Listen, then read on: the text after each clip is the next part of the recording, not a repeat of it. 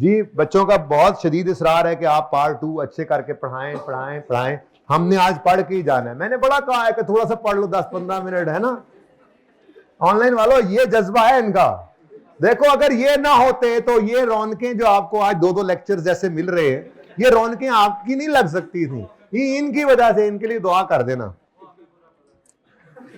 बुरा भला क्यों कहेंगे, दुआएं देंगे इंशाल्लाह। देखो पढ़ने वाले पास होते हैं। सीए के अंदर मैंने आपको बताया था कि कोई जीनियस बड़ा नहीं बंदा चाहिए, बस कंसिस्टेंट बंदा चाहिए, पाबंदी से काम रोज करने वाला चाहिए। तो काम ज्यादा हो जाएगा किसी दिन में, तो आखिर में उसी का टाइम बच रहा है। तो मैंने वैसे जो प्लान किया ना, अब ये आज आपकी सिर्फ आपकी क्लास है डबल। वैसे भी आपको एक मैंने खुशखबरी सुनाई थी जब सिलेबस चेंज हुआ था कि तकरीबन को 15 को लेक्चर्स आपके। ये मैं बहुत बढ़ा के कह रहा हूं। चलो 11-12 तो कम, क्योंकि सिंगल एंट्री एक बला टॉपिक था। बला इसलिए कहते हैं कि वो अजीब ही टॉपिक था। उस पर लास्ट टाइम बच्चों से पूछें जाके, पास तो अल्लाह ने उनको कर दिया, बड़ा सवाल भी उसमें से नहीं आया था, लेकिन उस पर तकरीबन को 13 से 14 दिन लग जाते हैं। मैं कहता हूं नहीं जी 13-14 छोड़ो, 12 दिन कर लो। फिर 38 गया है और रेशो आया है। 38 पे कोई 10 को लेक्चर लगते हैं और रेशो पे कोई 6 को लेक्चर लगते हैं, यानी कि इधर इस चेंज में भी 4। तो मैंने वो कम कर के को 10 से 15 लेक्चर आपको बोले कि आपको बचत हो गई है। और इस वजह से आपको मैं प्लान कर रहा हूं सबसे पहले खत्म करना है, क्योंकि आपका पर्चा भी सबसे पहले होता है। यानी अगर आई के आपने 17 अगस्त को पेपर, 17 अगस्त है ना, 17 अगस्त को पेपर रखा है, तो आपका 17 अगस्त को पेपर। फिर मेरे 3 पेपर हैं, एमए और सीआर। तो वो बतदरीज जिस तरतीब में टाइम टेबल में है, किसी नाइंसाफी ना हो, वो बतदरीज उसी तरह से खत्म होंगे। तो मेरा टारगेट सबसे पहले वैसे भी आपको खत्म करना ही है, मतलब समझ तो आप गए होंगे, सिलेबस खत्म करना है, ठीक है। तो अब 15 के आसपास तो वैसे डेडलाइन बन रही है, क्योंकि 1 महीना आपको देना होता है। अब दुआ करो कभी 10, 11, 12 तक हो जाए। ओए होए होए होए होए, मैं कहता हूं आप लोगों ने लुट मचा देनी है पढ़ पढ़ के। अदनान साहब वाली लुट मचा देनी है। अच्छा मेरे बच्चों,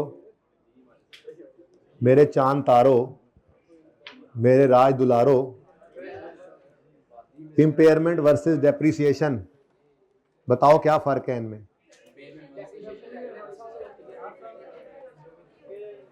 जिनकी क्लास है 12 बजे वो बच्चे खामोशी से उठ के चले जाइएगा। ये पार्ट 2, बल्कि सारे लेक्चर्स ही अवेलेबल होने हैं, तो उसमें से आप ये 12वें का पार्ट 2 सुन लीजिएगा, ठीक है। कोई क्लास मिस ना करे अपनी फिजिकल वाली, अगर वो अपलोड नहीं होनी, और अगर वो भी अपलोड होनी है तो फिर आपके पास ऑप्शन है, आप मुझे ये सादत बख्शें कि आप मेरे पास बैठें या आप उधर चले जाएं, फिर आपके पास ऑप्शन है। अच्छा जी देखें, इम्पेयरमेंट और डेप्रिसिएशन फर्क क्या है। डेप्रिसिएशन बेटा हर साल आती है, एवरी ईयर, हर साल डेप्रिसिएशन होगी, और कोई इंडिकेटर नहीं रिक्वायर्ड इसके लिए। इसको करने के लिए कोई इंडिकेटर नहीं रिक्वायर्ड, बल्कि एसेट ना भी चले तो डेफिसिट हो जाता है स्ट्रेट लाइन रिड्यूसिंग बैलेंस में। एसेट आइडल पड़ा हो तो पढ़ा था ना इस 16 में। इंपेयरमेंट का है कि इंपेयरमेंट सिर्फ तब होगी जब इंपेयरमेंट टेस्ट लगाएंगे, और इंपेयरमेंट टेस्ट में क्या होगा, बुक वैल्यू ग्रेटर होगी रिकवरेबल अमाउंट से। हम रखते हैं इसको lower of book value recover, तो हमें बुक वैल्यू को उठा के ले जाना पड़ेगा, राइट डाउन करना पड़ेगा। और ये इंपेयरमेंट टेस्ट कब होता है, ये इंपेयरमेंट टेस्ट कब होता है, जब कोई इंडिकेशन हो। हर साल नहीं होना, बल्कि यूं कर लें, आमने सामने लिख लें। हाँ बल्कि सही तो जा रहा था। इंपेयरमेंट टेस्ट लगेगा और वो तब जब इंडिकेटर ऑफ इंपेयरमेंट हो। ये इंशाल्लाह आप मंडे को पढ़ेंगे, इंडिकेटर्स ऑफ इंपेयरमेंट। ओके जी, तो ये फर्क जान के जिए। नेक्स्ट, अभी मैं आपको रीवैल्यूएशन मॉडल वाले एसेट की इंपेयरमेंट करा रहा हूं। वैसे मेरा प्लान इसको 20 मिनट में करा देने का है, लेकिन मैंने वैसे ही एहतियातन आपसे खुला टाइम मांगा है। मेरा दिल है कि कोई कैश फ्लो थोड़े से पढ़ा दूं और 1-2 सवाल इसके भी होमवर्क में दे दूं। इस वजह से थोड़ा सा मैंने आपसे एक्स्ट्रा टाइम मांग लिया। ये कॉन्सेप्ट इतना लंबा चौड़ा नहीं है। इंपेयरमेंट और रीवैल्यूएशन में क्या फर्क है बच्चों। जो पढ़ा हुआ है पहले उसकी बात करें तो रीवैल्यूएशन क्या है, ये एक मॉडल है। इम्पेयरमेंट कोई मॉडल नहीं है, रीवैल्यूएशन एक मॉडल है। ऑप्शन है, आप चाहें तो आप अपने एसेट को रीवैल्यूएशन मॉडल पे ले जाएं। अच्छा, अब ये मॉडल जो है इसकी खसूसियत ये है कि इसमें आपको रीवैल्यूएशन पर गेन भी आता है, सरप्लस और लॉस भी आता है। और गेन आए तो आप ले जाते हैं ओसीआई में,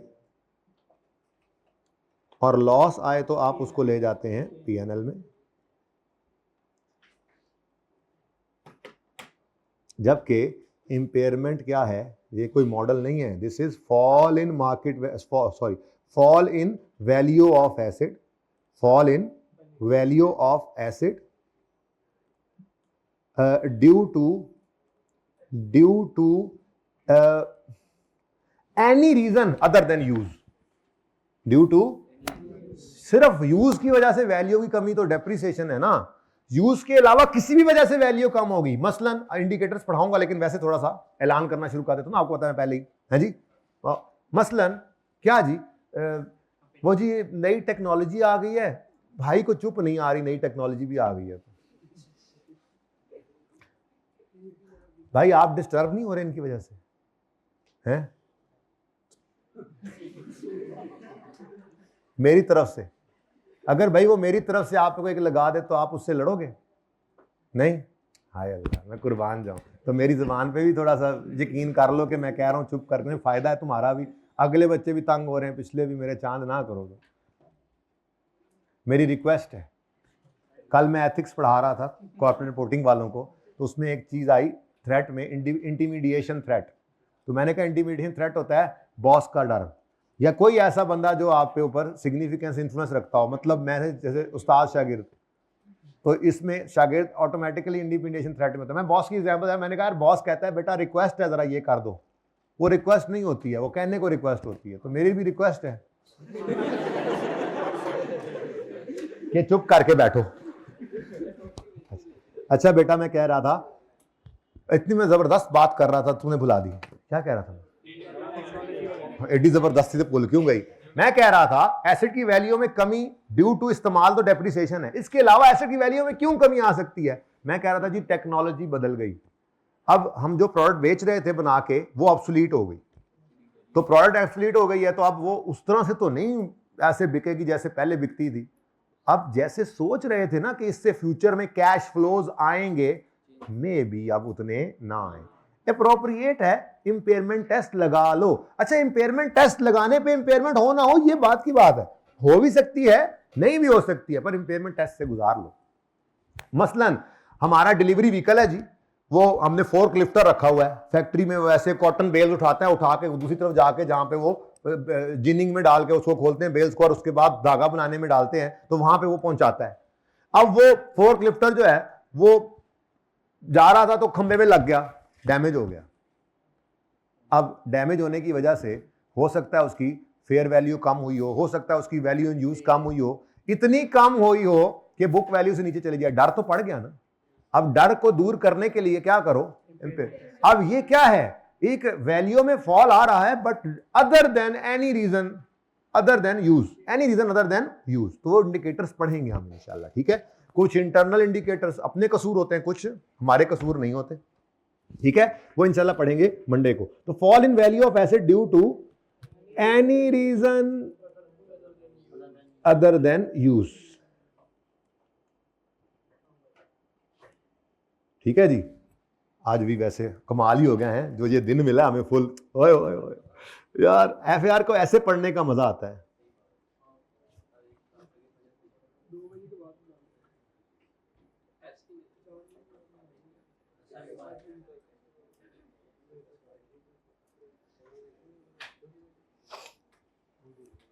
अच्छा जी, अब आ जाओ भाई, बात ये कर लें, इंपेयरमेंट क्या सिर्फ कॉस्ट मॉडल वाले एसेट्स की होती है?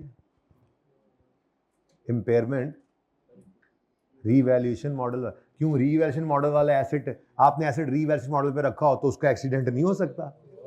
बोलो हैं, बिल्डिंग के ऊपर बुलडोजर चल, जल्जला है, बिल्डिंग गिर जाए, दो 2 मंजिलें गिर जाए, नीचे से कुछ गड़बड़ हो जाए, वो बेसमेंट खराब हो जाए, कुछ ऐसा कुछ भी हो सकता है। तो रीवैल्यूएशन मॉडल कॉस्ट मॉडल का मोहताज नहीं है ये इम्पेयरमेंट, ठीक है। फेयर वैल्यू मॉडल पे भी हो सकता है। फिलहाल तो मैं बात ये कर रहा हूँ, पहले दिन मैंने लिखा था एक, वो बाद में कल मंडे को याद कराना, मैंने लिखा था कॉस्ट मॉडल में लाइन छोड़ी थी, याद है आधी, उसमें से कॉस्ट मॉडल में हमने लिखा था cost less accumulation is equal to book value, मैंने एक लाइन छोड़ी थी। आपको कल का पता लग चुका हुआ है कि अब पूरा फॉर्मूला क्या है, cost less accumulation less accumulate impairment loss, लेकिन उसके आगे स्टैंडर्ड लिखता है if any. Depreciation is must, लेकिन इंपेयरमेंट मे बी और मे नॉट बी देयर, ठीक है ना। तो वो फॉर्मूला ऐसे ही है रीवैल्यूड एसेट के लिए, revalued amount less accumulated डेप्शन less accumulated impairment loss. इसका मतलब रीवैल्यूड एसेट भी इंपेयर हो सकता है। अब इंपेयरमेंट रीवैल्यूड एसेट की इतनी आसान है, इतनी आसान है, इतनी आसान है कि मैं आपको क्या बताऊं। सर सैयद अहमद खान पे नोट रखें, सर सैयद अहमद खान इतने अच्छे थे, इतने अच्छे थे, इतने अच्छे थे कि मैं आपको क्या बताऊं। अब एक सवाल कर लेते हैं, सवाल असल में ये एक ही था ओरिजिनली, मैं यूं कर देता हूं, मैंने इसके 3 बना दिए थे जिस अटेम्प्ट में बनाए थे। वो असल में बच्चे पूछते हैं ना सर अगर ये हो अगर वो हो, तो मैंने कहा अगर करो, फिर मगर करो, फिर वो सवाल 3 बन गए। अब वो 3 सवाल करने हैं, तो 3 सवाल क्यों मैं कह रहा हूं 10 मिनट में हो जाने हैं, सवाल एक ही करना है, फिर copy paste copy paste copy paste. आसान क्यों है, देखो नहीं देखो, इंपेयरमेंट लॉस पीएनएल में जाता है, रीवैल्यूएशन लॉस कहां जाता है, पीएनएल में। फर्क सिर्फ ये है कि कॉस्ट मॉडल वाले एसेट पे इंपेयरमेंट लॉस आएगा तो सीधा ही जाएगा। मैं नहीं बोर्ड पे कर रहा ये सवाल, मैंने कॉपी पेस्ट करना है जी। मैं क्या कह रहा हूं, कॉस्ट मॉडल वाला एसेट अगर इंपेयर होगा तो पीएनएल में सारे का सारा लॉस चला जाएगा, लेकिन अगर रीवैल्यूएशन मॉडल वाला एसेट इंपेयर होता है तो इंपेयरमेंट लॉस आने पर पहले देखा जाएगा कोई इससे रिलेटेड सरप्लस तो नहीं पड़ा। अगर पड़ा होगा तो जैसे रीवैल्यूएशन लॉस उसको खाता था, बिल्कुल इंपेयरमेंट लॉस भी उसको वैसे ही खाएगा, और बचा खुचा कहां चला जाएगा, पीएनएल। तो इसलिए ये आसान है, ठीक है। होमवर्क देता हूं, होमवर्क चुप करे बैठो, चुप, 5 मिनट का सवाल नहीं है और होमवर्क दे दो। क्वेश्चन नंबर 4 हो गया जी शुरू हमारा, इसका मैं करा रहा हूं आपको पार्ट 1। आप बेशक पिक्चर ले लेना और घर पे कर लेना इसको, मुझे इससे मसला कोई नहीं है, साथ साथ नोट करने वालों को इजाजत है, लेकिन जो कह रहे हैं ना होमवर्क दें वो पिक्चर नोट करें और घर पे कर लें, ठीक है जी। पेज नंबर है मेरे दोस्त 335, 15 घट 350, cost of asset 500, date of purchase रकम जनवरी 10, रीवैल्यूड अमाउंट रीवैल्यू की डेट, जंप लगा के आएंगे इधर, ठीक है। नेक्स्ट, यूजफुल लाइफ इसकी 8 साल है। Prepare accounting entries for the year in following independent scenarios, recoverable amount at 31 December 15 is 450। अच्छा अब एक बात बता दूं, पूरी कहानी ना भी लिखी हो ना, रिकवरेबल अमाउंट कोई ऐसे खाला जी का घर नहीं होता निकालना, असल में प्रैक्टिकली देखा जाए तो अगर सवाल में आपको ईयर एंड पर रिकवरेबल अमाउंट दे दे तो आपने इंपेयरमेंट टेस्ट से एसेट को गुजार लिया करना है, क्योंकि रिकवरेबल अमाउंट पड़ी है तो फिर तो सिर्फ आपने क्या करना है, कंपेयर ही करना है उस रिकवरेबल अमाउंट को बुक वैल्यू से और लोअर पे रखना है। अब आपको जहन में आ रहा है मंडे वाला सवाल, मंडे लिमिटेड वाला सवाल, ट्यूसडे वाला। मंडे लिमिटेड में क्या हुआ था, आपका एसेट जब रीवैल्यू हुआ था तो उसकी एक बुक वैल्यू थी, रिकवरेबल अमाउंट उससे ज्यादा थी उस सवाल में, घर जाके देखना या कल मुझे याद कराना, मैं दिखा दूंगा। तो आपने सिर्फ देखकर कुछ नहीं किया था, मैंने कहा था छोड़ दो, देख के कुछ नहीं किया था, क्यों, क्योंकि रिकवरेबल अमाउंट ज्यादा हो तो हमने तो लोअर पे ही रखना होता है, ठीक है, इसलिए उसको क्या कर दिया था। तो मतलब बताने का ये है कि अगर सवाल में आपको रिकवरेबल अमाउंट दे दे तो लंबी कहानियां उसको लिखने की जरूरत नहीं है कि जी ये हुआ था, फलां हुआ था, इंपेयरमेंट टेस्टिंग से गुजारे हैं, फिर इंपेयरमेंट टेस्टिंग करनी है तो ये फेयर वैल्यू कॉस्ट सेल भी है, वैल्यू यूज भी है, कोई डिटेल नहीं दी हुई, उसने नहीं बोला उसने इंपेयरमेंट टेस्ट लगाओ, लेकिन सिर्फ रिकवरेबल अमाउंट का लफ्ज सवाल में लिखकर उसने दे दिया है। इट इज अप्रोप्रिएट, कंपेयर करके देख लो। रिकवरेबल अमाउंट देने का मतलब यही है कि इंपेयरमेंट टेस्ट लगा के देख लें हम, रिकवरेबल अमाउंट दी उस सवाल में, ठीक है ना, आपके लिए ये पेपर के लिए गाइडेंस है, ओके सही है। अच्छा तो रिकवरेबल अमाउंट 31 दिसंबर 15 की हमारे पास आ गई। अब जी सवाल शुरू करते हैं। Date description. अच्छा, एसेट कब खरीदा है? 1 जनवरी 2010। बस नहीं, अभी कहां। अच्छा, मैं तो कहता हूं यार इतनी लंबी वर्किंग नहीं करो, बल्कि 31 दिसंबर 2014 पे आ जाओ, बुक वैल्यू निकाल लो। अब कॉस्ट कितनी है? 15 का स्टार्ट है ना रीवैल्यूएशन, मैंने कहा 14 के एंड पे आ जाए हैं। वो लेखा ना लगे ना, अब तुम्हें बड़े हो जाओ। अब तो सीनियर तुम्हें कहेंगे बस यार ये तो पास हो जाना है तुम्हारा, तुमने इजी हो जाना है। उनसे ये नहीं पूछना कि तुम तो पहली बार डरे डरे थे, एंड तक पढ़ते रहे थे, हमें क्यों तुम बहका रहे हो। जी लाइफ कितनी है? 8। और 1 जनवरी 10 को ये एसेट आया था, 31 दिसंबर 10, 11, 12, 13, 14 ऐसे गिनने हैं 5, वरना 4 आ जाना है। डायरेक्ट 4 लिख देते हो आप। बड़े बनते हो तो आई कैप छोटा कर देता है, इतनी पिछले पेपर में ही रहो आगे, तुम्हें गिनती नहीं आती जी। 188 ये जनाब आ गया आपका एसिड। कितना? 188। फिर जी इस दिन क्या कर लें, इससे अगला दिन हमारा साल शुरू हो गया। एंट्रीज इस साल की करेंगे हम, ठीक है। एक लाइन खाली छोड़ दें और रेवोल्यूशनरी अमाउंट लिख लें।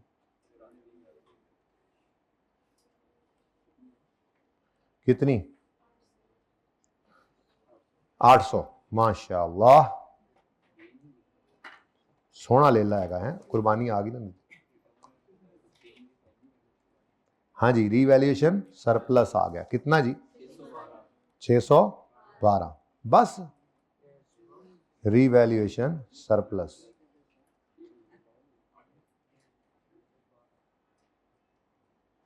अब जी पीएनएल में क्या जाएगा? कुछ नहीं जाएगा। अच्छा, उसके बाद इसको डेप्रिशिएट करना है अब हमने, तो रीवैल्यूड अमाउंट 800, रिमेनिंग लाइफ निकालेंगे 1 जनवरी 15 पे, ऐसा ही है। 31 दिसंबर 14 या 15 एक ही बात है, 1 जनवरी 15। तो 5 साल गुजर चुके थे, 8 में से तो रिमेनिंग, तो डिवाइड बाय 3 और नशर करो 612 डिवाइड बाय 3, 267 20। मैंने तो पता नहीं आज क्या क्या सोचा था, वो इन्वेस्टमेंट प्रॉपर्टी का टेस्ट वाला सवाल भी मैंने सोचा था आज करना है, नहीं करवा नहीं वो बोल। और नहीं यार बात सुनो, मजाक अपनी जगह पे, मुझे पता लग रहा होता है कहाँ तक आप लोग सही चल रहे हैं, आपका दिमाग सही चल रहा है, तो स्पॉन्ज भी तो आपका भर जाता है ना, इससे ज्यादा एब्जॉर्ब नहीं होता। फिर तो ऐसे कोई थोड़ा ही है, शापर में डाल के दे देता हूँ तुम्हें, तुम ले जाओ।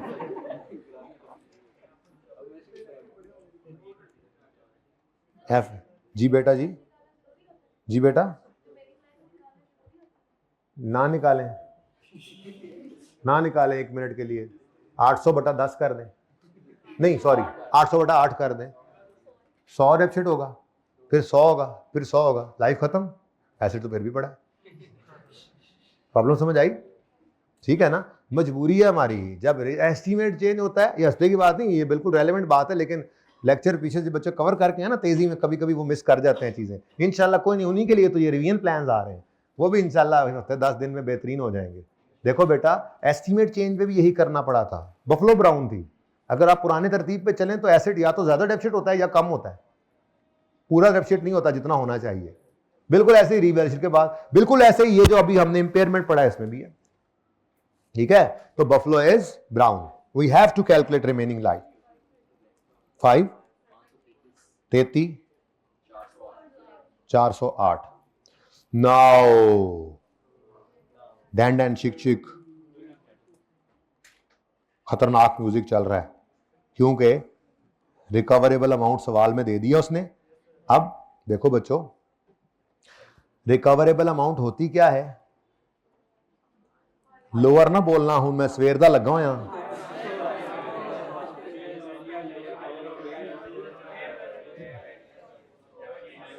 मैं समझ गया हूं, इस वक्त मैं वाकई डंडे के जोर पे पढ़ा रहा हूं। चुप करो, सुनो मेरी बात। Higher of fair value less cost to sell value in use, ये रिकवरेबल अमाउंट है, तो ये वर्किंग करने की जरूरत नहीं है सवाल में, ये हुआ पड़ा है, ठीक है, ये हुआ पड़ा है। अब हमने क्या करना है, ना ना ना ना, हमने नहीं नहीं ऐसे नहीं, ऐसे नहीं, हमने क्या करना है, बहुत दूर है, हमने क्या करना है, एक उंगली इधर एक उंगली इधर, 450 इज रिकवरेबल अमाउंट, 533 इज, हमने एसेट को रखना है लोअर, क्या है 450 यानी रिकवरेबल अमाउंट, एसेट पड़ा किस पे है, इसको राइट डाउन करके 450 पे लाना पड़ेगा, तो राइट डाउन होगा तो फिर लॉस आ रहा है, रिकवरेबल अमाउंट पे लाओ, this is our revised book value now, कितना अब इस 450 पर लाना है तो इसको 83 से क्या करो, तो important loss, this is not revaluation loss, तो इथे ते लिख लवा पाए, ठीक है। अब इसने सबसे पहले देखा तो इसको नजर आया इस एसिड से रिलेटेड तो सरप्लस पड़ा हुआ है, तो इसने उस सरप्लस को खाया पर खा ना पाया, और कितना बचा, अभी भी सरप्लस बच गया, तो इसका मतलब वाह इंपेयरमेंट लॉस आया और पीएनएल में कुछ भी ना गया, ऐसा मुमकिन है कब, रीवैल्यूएशन मॉडल हो और सरप्लस पड़ा हो और बहुत ज्यादा पड़ा हो और लॉस आए इंपेयरमेंट वाला वो कम आए, बेसिकली वो ओवर वैल्यू किया तो बराबर कर लिया, थोड़ा उसको औकात पे ले आए, ठीक है। अब इसकी एंट्रीज की अगर बात करें तो फॉर द ईयर एंडेड, मैं सिर्फ 15 की एंट्रीज कर रहा हूं, तो तुम जो शोखे हुए बैठे हो ना इस वक्त, मुझे पता है तुम जो मुझे छेड़ रहे थे, क्लास के बाद मिलना ना जरा मुझे, हाँ ये तुम ज्यादा सारे लड़के आगे बिठा के तुम रोप डाल रहे हो मुझे पे, हैं जाओ, मैं नहीं बोलता तुमसे, जाओ जाओ जाओ जाओ,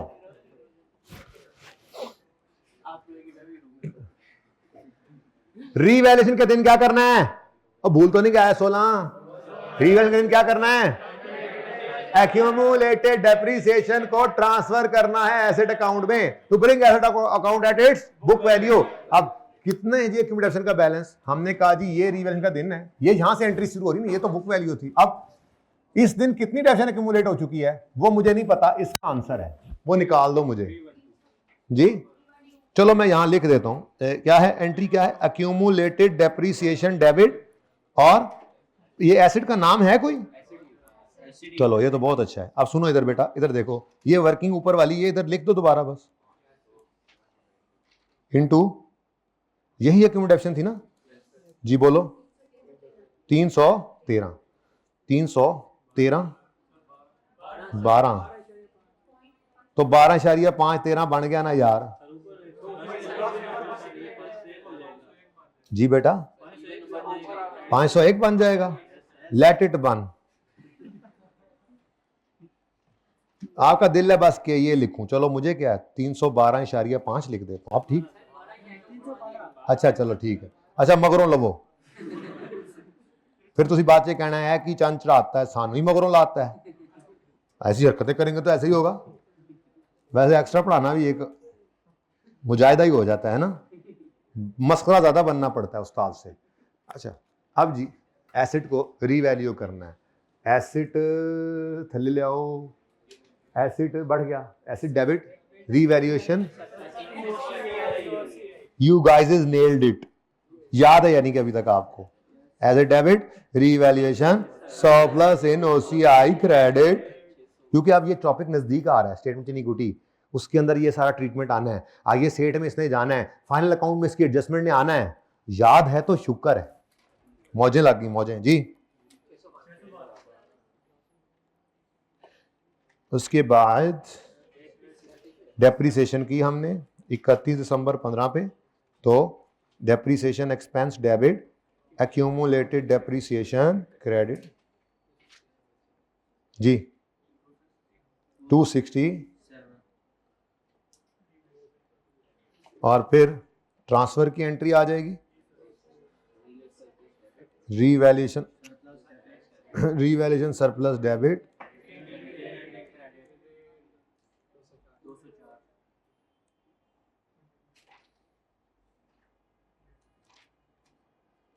ओके नाउ कितना 200 है नहीं इतना ज्यादा ट्रांसफर हुआ सुभान अल्लाह ओके लो जी अब जनाब ये एसेट इम्पेयरमेंट टेस्टिंग के दिन आन खड़ा हुआ है और इम्पेयरमेंट टेस्टिंग पर इम्पेयरमेंट लॉस आया है इम्पेयरमेंट लॉस आया है लेकिन उसकी एंट्री देखो तो क्या हुई है इम्पेयरमेंट लॉस पीएनएल में नहीं इम्पेयरमेंट लॉस डेबिट हुआ ही नहीं ये तो रीवैल्यूएशन सरप्लस ही डेबिट हो गया ठीक है लेकिन इंपॉर्टेंट थिंग इज हाँ बिल्कुल क्योंकि ये सरप्लस की मूवमेंट है फॉर द ईयर तो 31 दिसंबर 2015 पे हमने कहा जी कि एंट्री पास करो रीवैल्यूएशन सरप्लस डेबिट ठीक है जी इधर ये जरा ऐसे ही लिखे ना ताकि दूर से ही नजर आए अच्छा रीवैल्यूएशन सरप्लस इन ओसीआई डेबिट पीएनएल में नहीं गया ओसीआई में चला गया लेकिन आज ये रीवैल्यूएशन सरप्लस नहीं है दरअसल ये क्या है इम्पेयरमेंट लॉस ही था जो उधर जाके हिट हुआ कितने से 83 से और अक्यूमुलेट इम्पेयरमेंट लॉस ही करो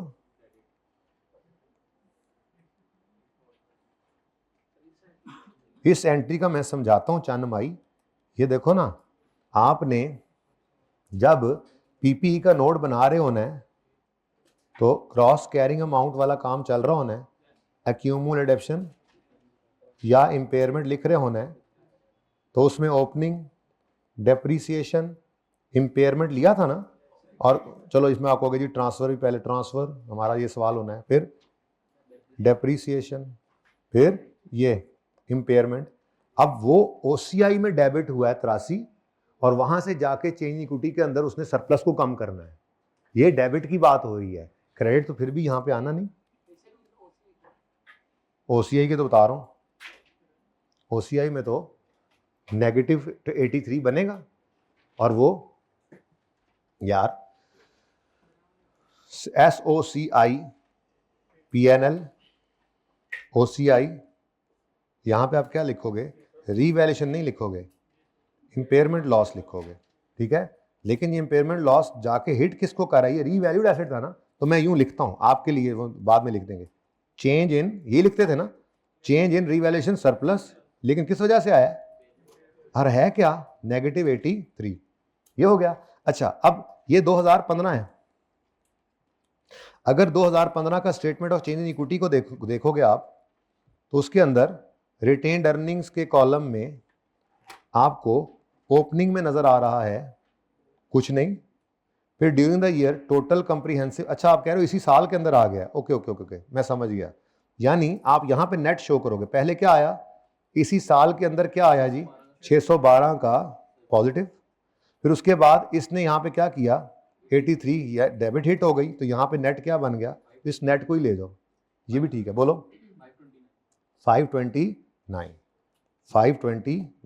ऐसे भी लिख सकते हो इसको अगर ये पिछले साल में सरप्लस आया होता और अगले साल के अंदर वो लॉस आता तो फिर इस तरह से नेगेटिव शो करते अल्टीमेटली जाना उसने भी यहाँ पे ही था उसको कम कर देता ये तो अच्छा हो गया एक ही साल में ठीक है अब ये देखो एंट्री हुई है पहली एंट्री एसिड डेबिट सरप्लस इन ओसीआई क्रेडिट ये प्लस हुआ दूसरा ये सरप्लस इन ओसीआई क्रेडिट मतलब बढ़ा ये सरप्लस इन ओसीआई डेबिट मतलब कम हुआ तो ये नेट करके 532 ओ पता ही है तुम्हें रिटर्न अर्निंग इधर होता है ठीक है ओके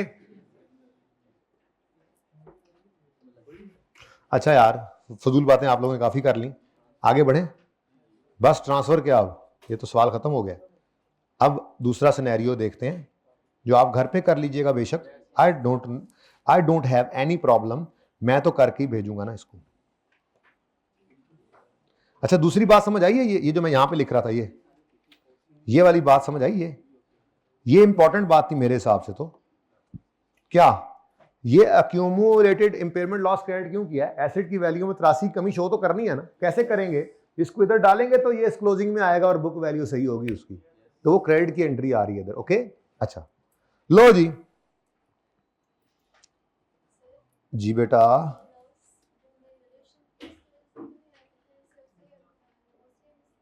क्योंकि ओसीआई में क्या सिर्फ रीवैल्यूएशन का लॉस आता है? ऐसे एसेट पर लॉस आया है जिस पर पहले सरप्लस पड़ा हुआ है, तो इस वजह से बेटा उसने पीएनएल को हिट नहीं करना। कहां से सवाल आया जी? पुत्र एक एसेट का सरप्लस पे हुए, उस एसेट का कोई लॉस, रीवैल्यूएशन लॉस भी तो इसीलिए नहीं पीएनएल में जाता था कि उसके रिलेटेड पहले सरप्लस पड़ा है। तो इंपेयरमेंट लॉस भी एसेट की वैल्यू में कमी है, तो उस एसेट का एक सरप्लस पड़ा तो उसने उसको खाना है।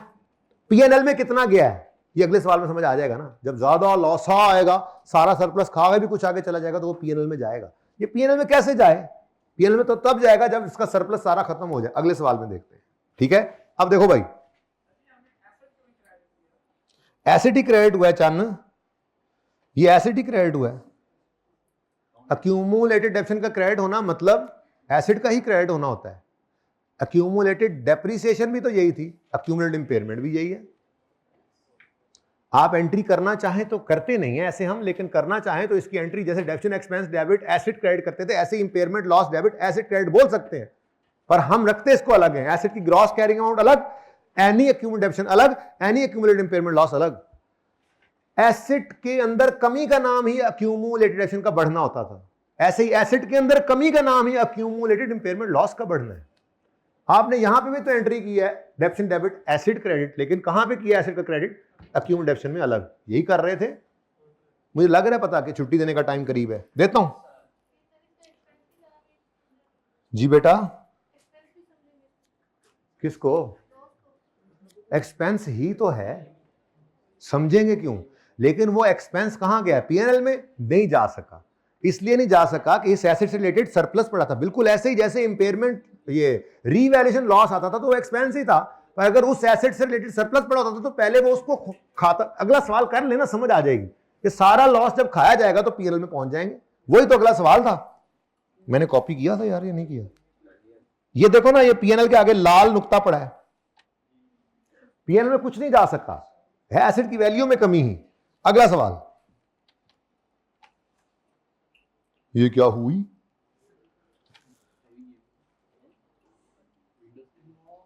हाँ ये अच्छा नोट है यार, वो तो बड़ा दलील किया है, पिछला सेशन भी एंड पे आके और इसका स्टार्ट भी, शुक्र है जान छूटी। ले जी, सेकंड पार्ट में कहता है, अब इंडिपेंडेंट सिनेरियोज है ना, तो सेकंड पार्ट क्या है? रिकवरेबल अमाउंट इज, मैं आखिर ही फिर गई है। अब देखो भाई, यहां पे सिर्फ क्या आ गया, बाकी सब तो सेम रहना है ना। ये देखो बाकी सब सेम था, यहां तक एसेट सेम आया। अब ये एंड पे इंपेयरमेंट टेस्ट से गुजारना है। रिकवरेबल अमाउंट कितनी आई? अब आपने क्या करना है, इधर 50 पे हाथ रखना है और इधर इस पे तो राइट डाउन करना है ना। इंपेयरमेंट लॉस आ गया कितना? 480। इसने पहले क्या किया? अभी भी बच गया कितना? ये 75। अब ले जाओ पीएनएल में। अब इंपेयरमेंट लॉस टोटल तो कितना आया है, लेकिन पहले सरप्लस को खाया कि रिवर्स करके बाकी बचा हुआ, जैसे इंपेयरमेंट लॉस में होता था, जैसे सॉरी रीवैल्यूएशन लॉस में होता था। अच्छा अब इसमें भी ऐसे ही करना है, नशर वाला प्लस करना है इसके अंदर, आगे भी सेम चलना है, ठीक है? यहां पर आगे सब सेम चलना है वैसे ही। रिमेनिंग लाइफ दोबारा निकालेंगे, रिवाइज बुक वैल्यू, ठीक है? चलो अब यहां पे आओ, एंट्री सिर्फ ये बदली। रीवैल्यूएशन लॉस ओसीआई में कितना डेबिट हुआ जी? 408। रीवैल्यूएशन लॉस खत्म करने के बाद बाकी इंपेयरमेंट लॉस, इंपेयरमेंट लॉस जो पीएनएल में गया वो कितना है? 75।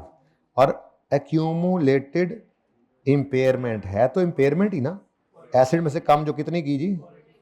483। ठीक है, अब समझ आई बात? ठीक है, तीसरा सिनेरियो,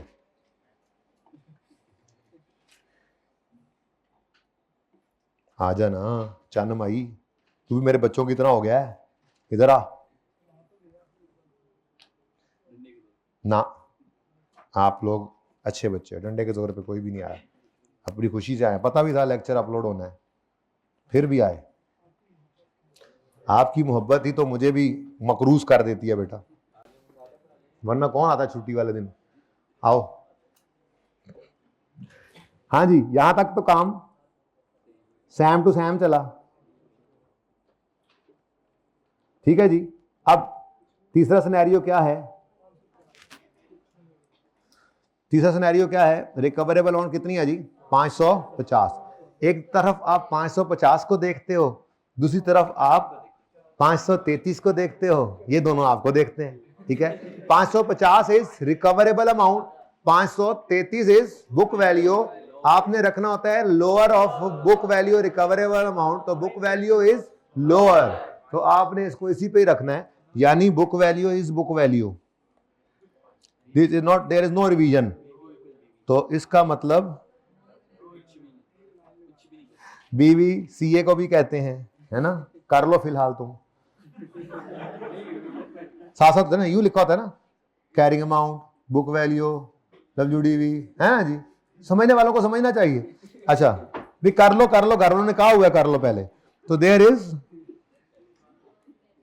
घर वालों ने कहा जल्दी जल्दी करो ये, फिर सोचेंगे, तो तुम ऐसे बातें करते रहोगे, जल्दी जल्दी करो।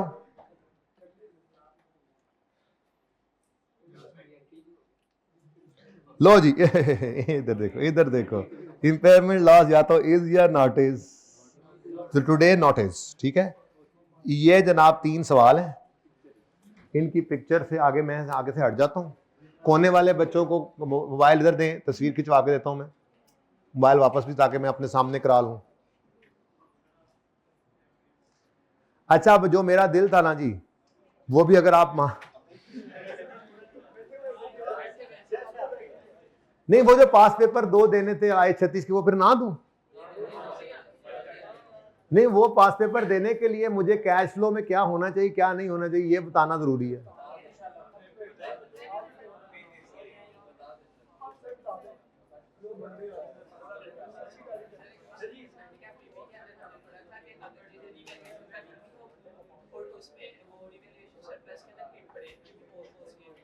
दोबारा बोलें। रीवैल्यूएशन तब तक इंपेयरमेंट नहीं ना पड़ी थी, अब पढ़ ली ना। हाँ, तो अब इंपेयरमेंट के दिन भी वही उसूल है, अगर उसमें सरप्लस हिट पड़ रही है तो उससे ऐसे होके जाए। जाहिर है सरप्लस पड़ा होना जरूरी है ना, वरना तो सारा PNL में चला जाएगा।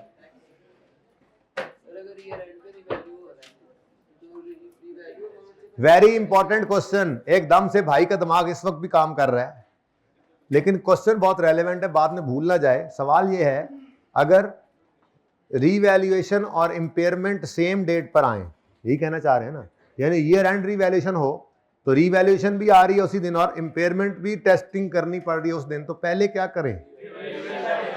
ये किसने बताया? और आपने सही बता लिया है, लिखें आप अपने पास, लिखें, अगर रीवैल्यूएशन और इंपेयरमेंट टेस्ट, रीवैल्यूएशन और इंपेयरमेंट टेस्टिंग सेम डेट पर हो, अगर रीवैल्यूएशन और इंपेयरमेंट टेस्टिंग सेम डेट पर हो, तो पहला रीवैल्यू कर लें, फिर इंपेयरमेंट टेस्टिंग करें। दोबारा क्यों बताऊं? मैं बताऊं तो फिर तुम गुंगलू हो।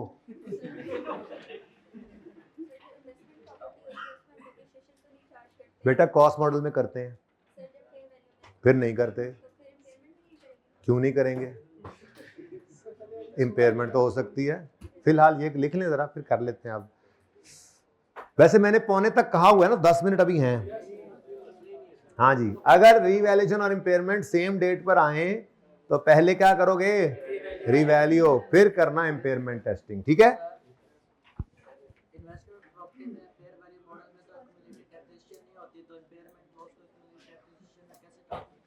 हम ट्रांसफर तो करते ही नहीं है, इसीलिए मैंने वो तरतीब तो अभी बताई नहीं। इम्पेयरमेंट की एंट्री है इम्पेयरमेंट लॉस डेबिट और एक्यूमुलेटेड इम्पेयरमेंट लॉस क्रेडिट, या एसेट भी क्रेडिट कर सकते हो। तो असल में ना मैं आपको बताऊं, वैसे कल बात कर लेते इस पे तो अच्छा था। बेसिकली जो आपका फेयर वैल्यू मॉडल है ना इन्वेस्टमेंट प्रॉपर्टी में, उसमें प्रैक्टिकली इम्पेयरमेंट लॉस आ नहीं सकता। उसकी वजह यह है कि ईयर एंड पे आपने उसको उठा के ले ही किस पे जाना है, फेयर वैल्यू पे, और फेयर वैल्यू पर ले जाने से अगर लॉस आना है तो वो वैसे ही पीएनएल में जा रहा है, तो वो फेयर वैल्यू लॉस होगा। अब सवाल पैदा होता है, लंबी बात कर लेते हैं ना, मैंने कहा ये कल करेंगे। सवाल पैदा होता है कि अच्छा फिर वैल्यू इन यूज क्या होगी? तो बेटा इन्वेस्टमेंट प्रॉपर्टी हम यूज करते ही नहीं है, वो तो हमने किराए पे दी होती है। यूज का सवाल तो पैदा ही पीपीई में होता है, तो इसलिए कल दोबारा बात कर लेंगे इस पर। मैं भी चाह रहा हूँ कि इस बात को ना छेड़ें, बस फिलहाल सामने पीपीई पड़ा है ना, पीपीई के रीवैल्यूएशन मॉडल की बात हुई है ना, तो इसी पे रहे अगर आज तो बेहतर है। ठीक है, जो मैं पढ़ाना चाह रहा हूँ वो ना पढ़ना। यस, जाहिर है पहले रीवैल्यू कर लिया, ये मैंने जो जुमला लिखवाया इसके हद तक तो मैं जवाब दूंगा। मैंने एसेट को रीवैल्यू कर लिया, उसके बाद मेरे एसेट की किताबों में वैल्यू कौन सी बन जाती है? वही लेटेस्ट रीवैल्यूड अमाउंट, वही है बुक वैल्यू। अब आफ्टर रीवैल्यूएशन एसेट की बुक वैल्यू क्या होती है? लेटेस्ट रीवैल्यूड अमाउंट लेस कोई एनी सब्सिक्वेंट अक्यूमुलेटेड डेप्रिसिएशन। तो बिल्कुल उसी को ही कंपेयर करेंगे। सेम डे पे आ गया तो रीवैल्यूड अमाउंट ही उसकी बुक वैल्यू है आफ्टर रीवैल्यूएशन, उसी को कंपेयर करेंगे इंपेयरमेंट से। ठीक है, अच्छा बाबा छुट्टी होने के बहुत करीब आ गए अब आप। मैं यूं करता हूं, एक काम कर लेते हैं, सुनो, ये मैं तफसील से नहीं पढ़ा रहा, मैं इंशाल्लाह एक एक लफ्ज इसका पढ़ाऊंगा जैसे मैं पढ़ाता होता हूं, जैसे मुझे पसंद है। फिलहाल सिर्फ क्या बता रहा हूं, value and use cash flows, future के कैश फ्लोज की प्रेजेंट वैल्यू को कहते हैं। ऐसे ही है, ऐसे ही है ना? थोड़ा बोझ डालने लगा क्या? थोड़ी सी बात करके, जैसे अगर मैं चाहूं तो इतना करके सुरखरू हो सकता हूं, खुद को जस्टिफाई कर सकता हूं, पर्चे में सवाल ऐसा आ जाए, मैंने तो बताया था ना ऐसा कह के, तो समझ लो ऐसा ही होने लगा है। एक मिनट के लिए अज्यूम करो आज हमारी आखिरी क्लास है और कल IAS 36 में से 2 सवाल आने हैं, जिसने कर लिया वो पास, जिसने नहीं किया वो रह जाएगा। तो खुद से कोशिश करनी है, जोर मारना है, वो करने के लिए थोड़ा सा पढ़ा रहा हूं। रह गए सिर्फ मेरे पास 6 मिनट। ठीक है, अब सुनो, फ्यूचर कैश फ्लोज की प्रेजेंट वैल्यू निकालने को कहते हैं value in use. Future cash flows में क्या लेंगे मैंने कल बताया था, cash inflows from continuing use, cash outflows from necessary to earn those inflows, और कैश सेल प्रोसीड यानी cash flow from ultimate disposal. ये 3 चीजें हैं, यहां पर यही लिखी हुई हैं, कल पढ़ेंगे। ठीक हो गया? नंबर 2, क्या चीज नहीं लेनी, ज्यादा इंपॉर्टेंट है। इसके अंदर वो कहता है अगर कोई फाइनेंसिंग एक्टिविटीज का कैश इनफ्लो या आउटफ्लो है। फाइनेंसिंग एक्टिविटी किसे कहते हैं? जैसे अभी हम बोरिंग कॉस्ट पढ़ रहे थे, लोन लिया, लोन का आना, लोन का वापस होना, उसका इंटरेस्ट पे होना। लीज पे एसेट लिया तो उस लीज वाले एसेट की इंस्टॉलमेंट पे, आपके सिलेबस में नहीं, छोड़ो सॉरी, लोन का आना, लोन के प्रिंसिपल की रीपेमेंट और उसके इंटरेस्ट की पेमेंट। मसलन वो कहता है ईयर एंड पे खड़े होकर फ्यूचर कैश फ्लो देते हुए कहता है कि ये कैश इनफ्लो है, ये आउटफ्लो है, साथ ही लिखता है इंटरेस्ट पेमेंट्स। फ्यूचर के साल में, हर साल में क्या करना है हमने? इंटरेस्ट की पेमेंट्स। सेनेट कहता है इस वैल्यू इन यूज की कैलकुलेशन में, एसेट की वैल्यू इन यूज की कैलकुलेशन में फ्यूचर कैश फ्लोज के अंदर इंटरेस्ट पेमेंट नहीं लेनी। मसलन आसानी के लिए फाइनेंसिंग एक्टिविटी क्या, कोई कैश इनफ्लो या आउटफ्लो नहीं लेना। फिर इनकम टैक्स का कोई इनफ्लो या आउटफ्लो नहीं लेना। फिर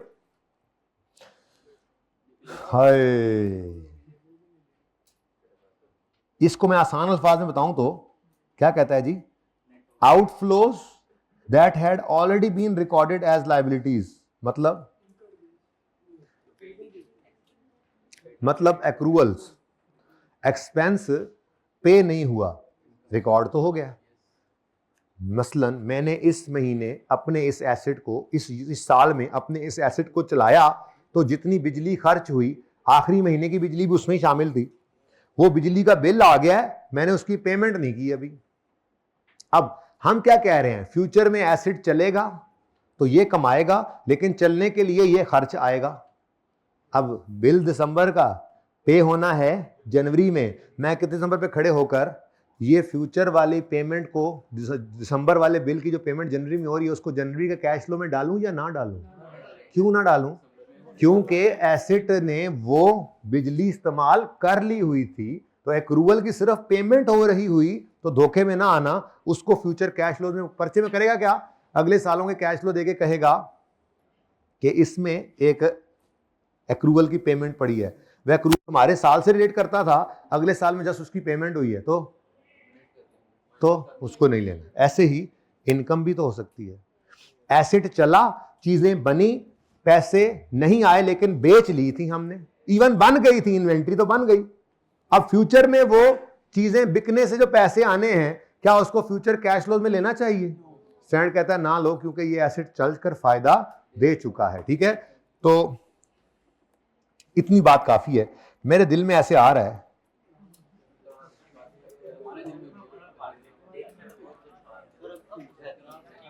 नहीं मेरे दिल में आ रहा है कि अब आप इस सवाल को ट्राई मार सकते हैं। एक दे रहा हूं, चलो बदल गया जी मेरा प्रोग्राम।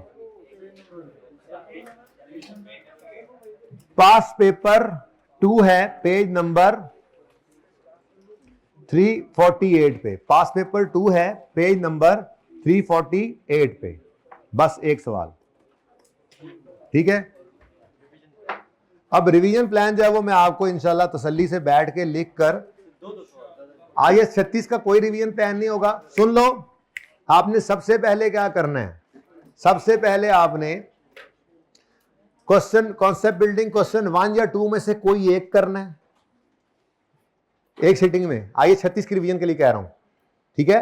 नंबर 2 पे आपने कॉन्सेप्ट बिल्डिंग 3 करना है, कॉन्सेप्ट बिल्डिंग 1 और 2 में से कोई एक, फिर उसी सिटिंग में कॉन्सेप्ट बिल्डिंग क्वेश्चन नंबर, इसका तो रिवीजन प्लान लिख दूं ना, ये तो सबसे जरूरी है, बाकी कोई करे या ना करे मुझे उससे कोई मसला नहीं है।